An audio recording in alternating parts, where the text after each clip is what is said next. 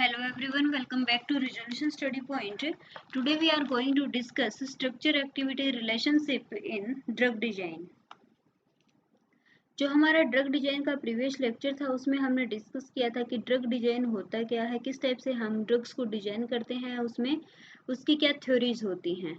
तो आज का जो टॉपिक है इसमें हम पढ़ेंगे स्ट्रक्चर और एक्टिविटी रिलेशनशिप क्या होता है, जिसको हम SAR बोल देते हैं, structure activity relationship. So the structure activity relationship is a relationship between the chemical structure of a molecule and its biological activity. कि आपका जो molecule है उसके chemical जो structure है और biological जो activity है इनमें क्या relationship है, इसको बोलते हैं structure activity relationship. structure कौन structure chemical और activity biological. तो बायोलॉजिकल एक्टिविटी से वर्ड हमने लिया एक्टिविटी और केमिकल स्ट्रक्चर से वर्ड क्या लिया है स्ट्रक्चर. इन दोनों के बीच का जो रिलेशनशिप होता है उसको बोल देते हैं SAR, that is structure activity relationship. जो स्ट्रक्चर एक्टिविटी रिलेशनशिप है ये सबसे पहले प्रेजेंट किया था क्रम ब्राउन ने और उसके बाद किया था फ्रेजर ने 1865 में. The analysis of SAR enables the determination of chemical group responsible for evoking a target biological effect in the organism. ये जो फिनोमिना है रिलेशनशिप है स्ट्रक्चर एक्टिविटी रिलेशनशिप, इसको फाइंड आउट करके हमें क्या पता चलता है वो देखिए. जैसे आपके पास कोई एक ड्रग थी, आपने इसकी structure activity relationship find out कर लिया तो आपको पता ये चल जाएगा कि इसके अंदर इस ड्रग के अंदर कौन सा वो फंक्शनल ग्रुप है, कौन सा वो पार्ट है जो इसकी मेडिसिनल प्रॉपर्टी के लिए एप्लीकेबल है. ठीक है, किसके लिए एप्लीकेबल है, मेडिसिनल प्रॉपर्टीज के लिए, जो फार्माकोलॉजिकल इफेक्ट क्रिएट करता है बॉडी के अंदर. This allows a modification of the effect और the potential of a bioactive compounds. इसकी वजह से क्या होगा, जिससे पता चला कि इसके अंदर एक मिथोक्सी ग्रुप था जो कि रिस्पॉन्सिबल था बायोलॉजिकल एक्टिविटी के लिए. अब इस मिथोक्सी को आप मॉडिफाई भी तो कर सकते हो. तो मेन जो पर्पज है स्ट्रक्चर एक्टिविटी रिलेशनशिप पढ़ने का क्या है कि जो आपकी ड्रग है उसका जो मेन टारगेट जो कंपोनेंट है उसको हम क्या कर सके, उसको इम्प्रूव कर सके. ठीक है, जैसे ड्रग के अंदर इम्प्रूव हो सकता है, ड्रग की टॉक्सिसिटी कम कर सकते हैं, ड्रग का जो टाइम पीरियड है जो एक्शन का उसको इंक्रीज कर सकते हैं, ये सब हम इसमें चेंजमेंट कर सकते हैं. So the medicinal chemist use the techniques of chemical synthesis to insert new chemical groups into the biomedical compound and test the modification for their biological effect. तो ये समझ में आ गया होगा शायद आपको कि जो स्ट्रक्चर एक्टिविटी रिलेशनशिप से हम फाइंड करते हैं कि कौन सा फंक्शनल ग्रुप ड्रग की मेडिसिनल प्रॉपर्टी के लिए एप्लीकेबल है, साथ में उसके अंदर क्या चेंज किया जा सकता है ताकि जो आपका कंपाउंड है वो अच्छी प्रॉपर्टी को शो कर सके. ठीक है, इसके बाद आता है आपका रिसेप्टर थ्योरी. रिसेप्टर थ्योरी हम ऑलरेडी डिस्कस कर चुके थे अपनी थ्योरी ऑफ ड्रग डिजाइन में, लेकिन एक बार फिर से मैं यहाँ पर इसको एक्सप्लेन कर देती हूँ कि रिसेप्टर थ्योरी क्या है. रिसेप्टर थ्योरी ये कहती है कि जो आपकी ड्रग है ये रिसेप्टर के साथ बाइंड करेगी और रिसेप्टर से बाइंड करने के बाद एक ड्रग और रिसेप्टर का कॉम्प्लेक्स बनता है जो फर्दर ब्रेक होकर के आपको ड्रग जो है वो तो आप एक्सक्रिएट कर देते हो और ये जो रिजल्ट में आपको रिलीफ मिल जाता है, जो भी आपको प्रॉब्लम थी वो आपकी सोल्व हो जाती है. ठीक है, रिसेप्टर जो साइट होती है वो बिल्कुल क्योर हो जाती है. So the main points of this receptor theory are drugs interact with the receptor in a reversible manner to produce a change in the state of the receptor. Drug जो है वो रिसेप्टर के साथ reversible manner में क्या करती है, interact करती है और उसके अंदर चेंज प्रोड्यूस करती है. जो इंटरेक्शन है उस वो लॉ ऑफ मास एक्शन को फॉलो करता है. इंटरेक्शन किसको फॉलो करता है, लॉ ऑफ मास एक्शन को. जो बाइंडिंग होती है ड्रग की और रिसेप्टर की, वो बाइंडिंग हमें क्या बताती है, क्वांटिटेटिव रिलेशनशिप बता देती है ड्रग के बारे में. जो हमारा क्वांटिटेटिव रिलेशनशिप का मतलब है कि कितनी ड्रग ने अपना इफेक्ट शो किया है, क्वांटिटी आपको ये बता देगा. Mutual affinity of the drugs and receptor determine the selectivity of drug effect. Drug effect की सिलेक्टिविटी कौन बता देगा, ड्रग और रिसेप्टर की जो म्यूचुअल एफिनिटी है ये आपको बताएगी कि जो ड्रग है ये आपके इस डिजीज के लिए एप्लीकेबल है या नहीं. Next is the competition of mutually exclusive molecule for the same receptor explains agonist, partial agonist and antagonist. ये जो वर्ड थे partial agonist या agonist या antagonist, इन सबको हम अपने प्रीवियस लेक्चर में डिस्कस कर चुके हैं.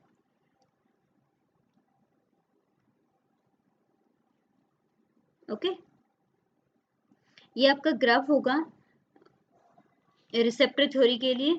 इसमें हम log of molar concentration of the drug और परसेंटेज ऑफ एक्शन के बीच में ग्राफ प्लॉट करते हैं, जो कि आपको कुछ इस टाइप का मिलता है. फिर जो ड्रग रिसेप्टर थ्योरी थी, इसका जो न्यू वर्जन है उसको हम क्या बोल देते हैं, occupancy theory. Occupancy theory of drug receptor interaction बिल्कुल सेम है, ये भी एक ड्रग रिसेप्टर थ्योरी है. सो receptor occupancy theory describes the quantitative relationship between drug concentration and responses that result from the interaction of the drug with receptors. तो occupancy theory आपको क्या बताती है? ऑक्यूपेंसी थ्योरी बेसिकली आपको ये बताती है कि जो आपने ड्रग की कितनी कंसंट्रेशन आपने ली है और उसके कोरस्पॉन्डिंग क्या रिस्पॉन्स आपको मिला है. ठीक है, जो प्लॉट था ना, ये प्लॉट किसको बताता है? ऑक्यूपेंसी थ्योरी के अकॉर्डिंग ही है ये प्लॉट जो हमने अभी देखा, जिसमें क्या था, एक तरफ तो जो हॉरिजॉन्टल एक्सिस है, एक्स एक्सिस के ऊपर हमने क्या लिया है, कंसंट्रेशन को, और वाई एक्सिस पे क्या है, percentage of action means response. तो ये जो कर्व है किसके अकॉर्डिंग है? ऑक्यूपेंसी थ्योरी के अकॉर्डिंग.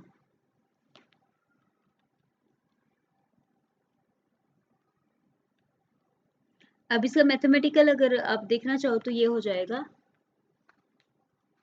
इसका मैथमेटिकल जो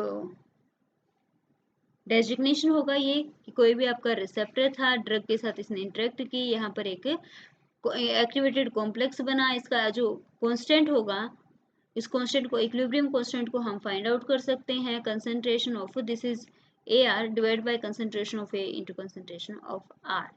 ये रिलेशनशिप होता है कंसंट्रेशन और हाइड्रोलिसिस कांस्टेंट में. तो यहाँ पे इक्विलिब्रियम एसोसिएशन कांस्टेंट Ka है, जो रेशियो होता है concentration of the product to the concentration of the reactant. अब रिस्पॉन्स क्या होगा? रिस्पॉन्स देख लीजिए, जितना ज्यादा अमाउंट में आपका ड्रग और रिसेप्टर का कॉम्प्लेक्स बनेगा उतना ही ज्यादा क्या होगा, रिस्पॉन्स. तो आप इसमें देख सकते हो कि रिस्पॉन्स जो है वो ड्रग और आपके रिसेप्टर की जो कंसंट्रेशन है इसके डायरेक्टली प्रोपोर्शनल है, और जो इनिशियल जो आपके रिसेप्टर था उसके इनवर्सली प्रोपोर्शनल है. ठीक है, ये आप देख सकते हो यहाँ पर.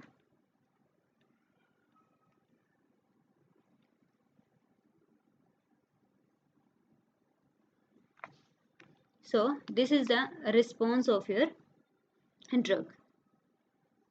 Next topic is LD50 और LC50. LD50 आपके जो सिलेबस है उसमें LD50 का जस्ट बेसिक इंट्रोडक्शन दे रखा है. इसका मैथमेटिकल जो कंसेप्ट होता है वो हमें यहाँ पर डिस्कस नहीं करना है. So what is LD50? LD50 means lethal dose 50%. Lethal dose 50% means एक ऐसी डोज जिसको लेने से जो एनिमल जिसको भी हम उस ड्रग की वो डोज दे देते हैं तो उसकी वजह से उसकी डेथ हो सकती है, उसको बोलेंगे lethal dose. Lethal means death हो जाना या एक्सपायर हो जाना. So LD50 is a statistical derived dose at which 50% of the animals will be expected to die. ऐसा माना जाता है कि एक ऐसी ड्रग LD50 इतनी अमाउंट होती है जब उसको दे दिया जाए तो 50% के आसपास एनिमल जो है उनकी डेथ हो जाती है. ठीक है, LC50 भी हम इसको बोल देते हैं. LC50 का मतलब क्या होगा? Lethal concentration 50%. LD50 and LC50 are typically obtained from acute toxicity studies. जो हम जो भी ड्रग बनाते हैं उसकी acute toxicity जो स्टडी करते हैं उससे हमें क्या पता चलता है, उस ड्रग की LD50 और LC50 वैल्यूज के बारे में. अब जो LD50 वैल्यू है ये mg पर किलोग्राम होती हैं, mg पर किलोग्राम होती हैं, और जो LC50 होते हैं mg पर लीटर होती हैं. सो LD जो 50 है इसकी यूनिट क्या होगी? mg ऑफ ए सब्सटेंस पर kg of body wait administrated per day. Administrated per day, कि एक दिन में कितनी एडमिनिस्टर करनी है ड्रग आपको। जो सब्सटेंस की जो ड्रग हम ले रहे हैं उसकी mg amount per KG of the body weight, per KG of body weight per day में हमने कितने अमाउंट में लिया वो उसका होगा LD50। और LC50 क्या हो जाएगा, estimated air concentration of a substance administered via inhalation route, sometimes it is also called ppm। Lower LD50 और LC50 value indicates higher acute toxicity. अब देखिए आपने एक ड्रग बनाई और जिसके लिए LD50 और LC50 की वैल्यू कम है, इसका मतलब वो टॉक्सिक ज्यादा है। क्यों ज्यादा है भैया, आपको पता है कि LD50 LC50 तो कोई किसी भी ड्रग की वो कंसंट्रेशन है जिसको अगर ले लिया जाए ना तो 50% जो एनिमल है वो एक्सपायर कर जाते हैं। अगर LD वैल्यू कम है फिर भी आप उसको ले रहे हो ड्रग को, और कम वैल्यू में ही अगर डेथ हो रही है, जो एनिमल वो एक्सपायर कर रहे हैं, इसका मतलब क्या है कि आपकी जो ड्रग है उसके अंदर टॉक्सिसिटी ज्यादा है। Now the next topic is ED50। ED50 is also very important term in drug design and discovery and design. So ED50 is a dose of a medication that produces a specific effect in 50% of the population that takes that dose. Okay ये हमारा जो ED50 है, ED50 आपको क्या explain करता है, ED50 आपको ये बताता है कि जो आपकी ड्रग है इस ड्रग के अंदर उस ड्रग की आपको एक वो पर्टिकुलर कंसंट्रेशन जिसको लेने के बाद 50% जो एनिमल हैं जिनको वो दी जाती है वो ठीक हो जाते हैं। तो आप क्या कह सकते हो कि जो ED50 है वो LD50 के जस्ट रिवर्स है। LD में तो हम क्या बात करते हैं भाई, LD में तो हम फाइंड बात ये करते हैं कि जो आपका कंपाउंड है, जो आपकी ड्रग की वो अमाउंट जिसकी वजह से डेथ हो जाती है, और ED50 में हम किसकी बात करते हैं कि वो अमाउंट जिसकी वजह से क्या होता है, जिसकी वजह से जो बॉडी है वो अपने कौन से इफेक्ट शो करती है, जो क्योरिंग के इफेक्ट होते हैं वो शो करती है। इसके अंदर हम 3 टर्म पढ़ते हैं। एक तो पोटेंसी है। पोटेंसी क्या होती है देखिएगा, potency is the concentration of ED50। Potency क्या होती है, ED50 of a drug required to produce 50% of the drugs maximal effect. हमने कहा था कि जैसे मैंने ये कहा था कि LD50 किसी भी ड्रग की वो अमाउंट है जब वो लेने के बाद 50% जो अगर एनिमल्स को दिया है तो वो एनिमल एक्सपायर कर जाते हैं, लेकिन ED50 के अंदर वो अमाउंट है ड्रग की जब लेने के बाद 50% पॉपुलेशन उस उतनी अमाउंट से ठीक हो जाती है। ठीक है, तो पोटेंशियल, तो इसका मतलब क्या होगा कि ED50 तो एक पॉजिटिव वैल्यू है, पॉजिटिव वैल्यू है तो पोटेंशियल को एक्सप्लेन करेगी। अगर ED50 की वैल्यू कम है इसका मतलब वो ड्रग क्या है, पोटेंट है। Okay, next one is efficacy. Efficacy is a maximum effect which can be expected from their this drug। Efficacy का मतलब क्या है कि कोई भी ड्रग आपने ली उस ड्रग का मैक्सिमम इफेक्ट क्या हो सकता है। ठीक है, वो क्या होगा उसकी एफिकेसी, की आपकी ड्रग कितनी एफिकेट है। Next one is intrinsic activity. So the intrinsic activity is the drug's maximal efficacy as a fraction of maximal efficacy produced by a full agonist of the same type acting through the same receptor under the same condition। Intrinsic activity का मतलब क्या होगा कि आपके पास एक ऐसा receptor जिसके ऊपर आपकी ड्रग भी एक्ट करती है, एगोनिस्ट भी एक्ट करते हैं और दोनों ही आपको 100% एफिकेसी देता है, मैक्सिमम एफिकेसी देता है, तो उसको हम बोल देंगे इंट्रिंसिक एक्टिविटी। अब हमारा जो नेक्स्ट टॉपिक है इसका नाम रहेगा आपका quantitative structure activity relationship. Structure activity relationship हमने फाइंड आउट कर लिया था, अब इसका क्वांटिटेटिव जो ट्रीटमेंट है वो हम यहाँ पर देखने वाले हैं। तो देखिएगा क्या है quantitative structure activity relationship। quantitative structure activity relationship model are regression or classification model used in chemical and biological sciences and engineering। Like other regression model, QSR regression model relates a set of predictor variables to the potential of the response variable। तो simple सी बात है कि जो हमारे QSAR है ये आपको एक क्वांटिटेटिव रिलेशनशिप देगा वेरिएबल x और वेरिएबल एक्स जो है ना, वेरिएबल एक्स क्या है, प्रिडिक्टर टू द वाई क्या है, रिस्पॉन्स। कि आपने ड्रग ली, उस ड्रग लेने के बाद कितना आपको रिस्पॉन्स मिला, उसकी क्वांटिटी क्या है, ये आपको कौन बताएगा, QSAR। ओके।